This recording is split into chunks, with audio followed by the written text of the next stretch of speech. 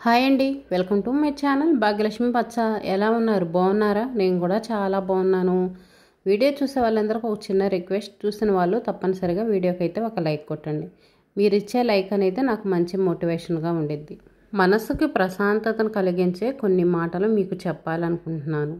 వేలాది వ్యర్థమైన మాటల కన్నా శాంతిని, కాంతిని ప్రసాదించే మంచి మాట ఒక్కటి చాలు. నీ బాధకి కారణం ఏదైనా కావచ్చు, కానీ ఆ కారణంతో మాత్రం ఇతరులకి హాని కలిగించొద్దు. ఇది చాలా ముఖ్యం. అందరూ గుర్తుపెట్టుకోవాలి. నాకేదో కష్టం వచ్చింది కదా అని పక్కన వాళ్ళకు కూడా కష్టం రావాలి అనుకోకూడదు. ఒక మనిషి గురించి మరొక మనిషికి జీవితాంతం గుర్తుండిపోయే రెండు ముఖ్యమైన విషయాలు: చేతితో చేసిన సాయం, మాటతో మనసుకు చేసిన గాయం. శరీరానికి మరణం ఒక్కసారి మాత్రమే, కానీ మనసుకు తప్పు చేసిన ప్రతిసారి మరణమే.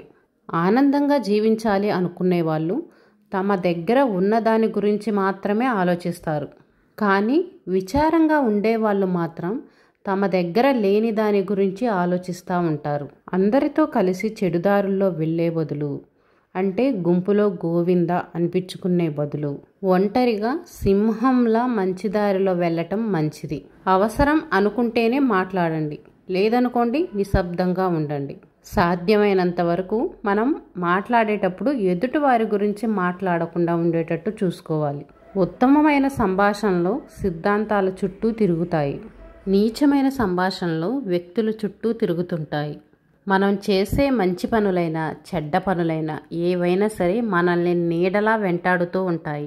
మనం ఒక చెడ్డ పని చేసి మనల్ని ఎవరూ చూడలేదులే, మనం ఎవరికి దొరకలేదులే అనుకుంటే మనకు మనం తృప్తి పడినట్టే. కానీ కర్మఫలం అనేది దాన్ని వదిలిపెట్టదు, ఎప్పుడూ మనల్ని వెంటాడుతూనే ఉండిద్ది. మనసు చెప్పినట్టు మనం వినడం కాదు, మనం చెప్పినట్టు మనసు వినేలా చేసుకోవాలి. మనసు వెళ్ళిన చోటికి మనిషి వెళ్ళకూడదు. ఆశ దుఃఖానికి హేతువు. ఆశ నుండి విముక్తి పొందితే దుఃఖం అనేది మాయమవుతుంది. మన వాడుక భాషలో మన పెద్దవాళ్ళు చెప్తారు కదా, ఆశ దురాశ దుఃఖానికి చేటు అని. ఉన్న దాంట్లో తృప్తిగా ఉండటం అలవాటు చేసుకోవాలి. తనని తాను వశపరచుకోగలిగిన మనిషిని దేవతలు సైతం ప్రభావితం చెయ్యలేరు. అతని విజయాలను అపజయాలుగా మార్చలేరు. అతని చేసే పనికి ఎవరో ఆటంకం కలిగించలేరు. ఆఖరికి దేవతలు కూడా. సంకల్పం గట్టిదైతే ఎవ్వరు ఏమీ చేయలేరు. అంకెలు వేసి దేన్నైనా నిరూపించగలుగుతాం. ఎంత పెద్ద లెక్కనైనా, ఎంత చిక్కులు ఉన్న ప్రశ్నైనా సరే అంకెలు వేసి నిరూపించగలుగుతాం, కానీ ఒక్క నిజాన్ని తప్ప. గతాన్ని తవ్వుకోవద్దు, భవిష్యత్తు గురించి కలలు కనొద్దు. జరిగిపోయిన దాని గురించి పదే పదే ఆలోచిస్తా మనసు పాడు చేసుకోవటం. వర్తమానం పైన మాత్రమే దృష్టిని కేంద్రీకరించండి. ఇప్పుడేం జరగాలి, ఇప్పుడు నేనేం చేయాలి, ఇదే మాత్రమే మీ ఆలోచన.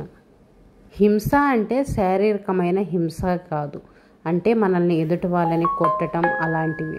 సూటిపోటి మాటలతో గుండెల్లో గుచ్చినట్టు మాట్లాడతారు చూడండి, అది శారీరక హింస కంటే కూడా చాలా ప్రమాదకరమైనది.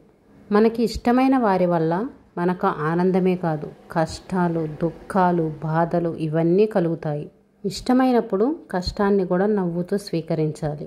సాయం చేసేవాడు దేవుడు, మంచి మాటలు చెప్పేవాడు గురువు, నీతిగా బతికేవాడు మనిషి. మనిషి అని నిరూపించుకోవాలంటే నీలో నీతి నిజాయితీ కలిగి ఉండాలి. ప్రపంచంలో అణువస్త్రాలను మించిన ఆయుధం మనకు ఉన్న సహనం. నువ్వు సహనంగా ఉంటే దేన్నైనా సాధించగలవు. రక్తపాతంతో గెలవలేనిది చిన్న చిరునవ్వుతో గెలవగలుగుతావు. ఎదుటివారిని నవ్వుతూ పలకరించి వాళ్ళ మనసును గెలుచుకోవాలి. దీన్ని మించిన ఆయుధం ఏముంది? యుద్ధంలో 1000 మంది వీరులను సంహరించే వాడికన్నా తనను తాను జయించుకునేవాడు గొప్ప. వాడే నిజమైన వీరుడు, ధీరుడు. మన లోపల శత్రువు లేనంత వరకు బయట శత్రువు ఎవ్వరూ మనల్ని భయపెట్టలేరు. ఎదుటి మనిషిని అర్థం చేసుకోవాలంటే నీకు క్షమించే గుణం కలిగి ఉండాలి. అప్పుడే నువ్వు ఎదుటి వాళ్ళని క్షమించగలుగుతావు.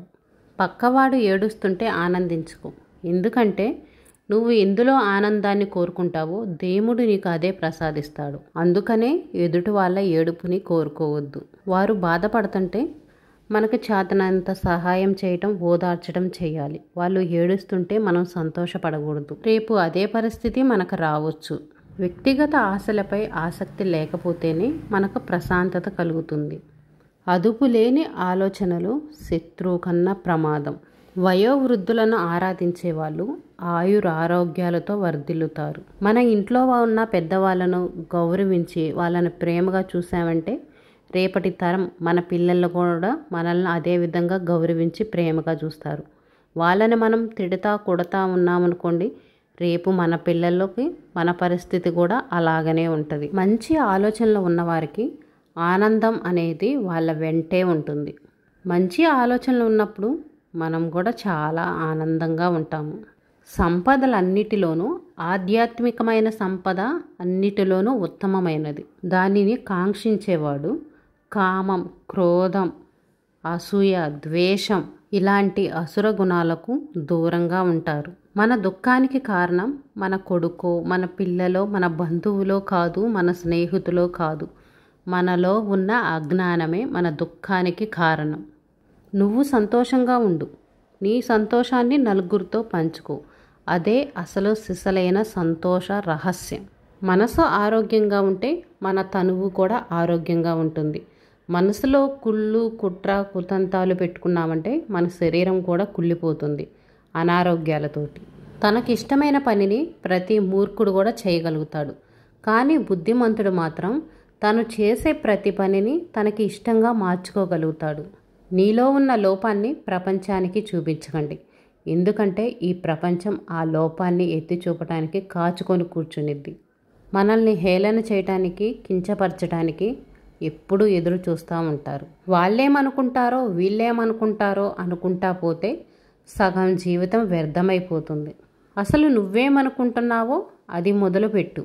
ఒకరితో నీకు అనవసరం. మంచి చేయాలనుకున్నప్పుడు ఎవరి గురించి పట్టించుకోవద్దు. శ్వాసపైన ధ్యాస ధ్యానంగా మారాలి. అది శూన్యంపై ధ్యానంగా మారుతుంది. ఇతరులు నిన్ను రెచ్చగొట్టినా వాళ్ళ మాటలకు రెచ్చిపోయి వాళ్ళతోటి తిట్లుతోటి విరుచుకుపడొద్దు. అసభ్య పదజాలంతో మాట్లాడకూడదు. ద్వేషాన్ని దూరం చేసేది ప్రేమే తప్ప ద్వేషం కాదు, కానే కాదు.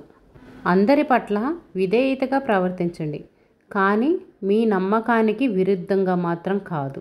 జీవితం అంటేనే పోరాటం. అలాంటప్పుడు అధర్మం కోసం, అశాంతి కోసం ఎందుకు పోరాటం చేస్తావు? ఆ పోరాడేది ఏదో ధర్మం కోసం పోరాడు. ధర్మం వైపు నిలబడు. ధర్మ రక్షతి రక్షితః. ఉత్తమమైన మనిషి ఎదుటివారిలో మంచితనాన్ని మాత్రమే చూస్తాడు, చెడుని అస్సలు చూడడు. ఇదే ఉత్తమమైన మనిషి లక్షణం. కాని వాడి లక్షణం ఎలా ఉంటుందంటే ఎదుటివారిలో మంచి కంటే కూడా చెడే ఎక్కువ చూస్తారు. మనం ఎదుటివారికి ఎంత మంచి పనులు చేసినా మంచి అనేది పక్కన పెట్టేసి ఎప్పుడో ఏదో ఒక చెడు జరిగిందంటే ఆ చెడునే గుర్తుపెట్టుకుంటూ ఉంటారు. 99% నీకు మంచి చేస్తున్నప్పుడు 1% చెడుని వదిలేయలేవా? ముందు నిన్ను నువ్వు సరిదిద్దుకో. సక్రమ మార్గంలో ఉండు. తర్వాత సమాజాన్ని సరిదిద్దుదువు కానీ అప్పుడు సక్రమ మార్గంలో నడిపించాలి. మనిషికి నిజమైన ఆనందం లభించేది కేవలం వారి ఆలోచనలోనే. ఒకరికొకరు పంచుకోవడంలోనే గొప్ప ఆనందం ఉంది. సంతోషాన్ని ఎవరైనా పంచుకుంటారు, కానీ కష్టాలు వచ్చినప్పుడు దుఃఖాన్ని పంచుకునే వాళ్ళే అసలు సిసలైన మనిషి. ఏదీ శాశ్వతం కాదు. నిన్ను నువ్వు ఒత్తిడికి గురి చేసుకోవద్దు. ఎంతటి గడ్డు కాలమైనా మారక తప్పదు. అది అలాగే ఉండిపోదు.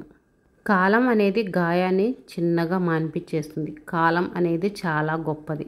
లేని గొప్పతనాన్ని ప్రదర్శిస్తే నీలో ఉన్న నిజమైన గొప్పతనం మరుగుడ పడిపోతుంది. ఉదాహరణకి ఎచ్చులకు పోయి లేనిపోని బిల్డప్లు ఇస్తారు చూడండి, అలాంటి వారు. ఎవరూ చూడట్లేదని తప్పు చేయకు, అందరూ చూస్తున్నారని అప్పు చేయకు. ఇవి రెండు జీవితంలో పెద్ద ప్రమాదాలు. అందానికి పెరుగుదలతో పాటు తరుగుదల కూడా ఉంటుందని మర్చిపోకు. అందంగా ఉన్నానని అహంకారానికి పోవద్దు. అందం అనేది ఎప్పుడూ శాశ్వతం కాదు. ఎంతటి వారికైనా వృద్ధాప్యం తప్పదు. ద్వేషంతో ధనవంతుడివి కాలేవు, కోపంతో గుణవంతుడివి కాలేవు. కానీ మంచితనంతో మాత్రం మాధవుడివి కాగలవు. చావడానికి ఒక్క క్షణం ధైర్యం ఉంటే చాలు. అదే బ్రతకడానికి జీవితాంతం ధైర్యం ఉండాలి. మనసు విసిగిపోయినప్పుడు ఇలాంటి మంచి మాటలు వినండి.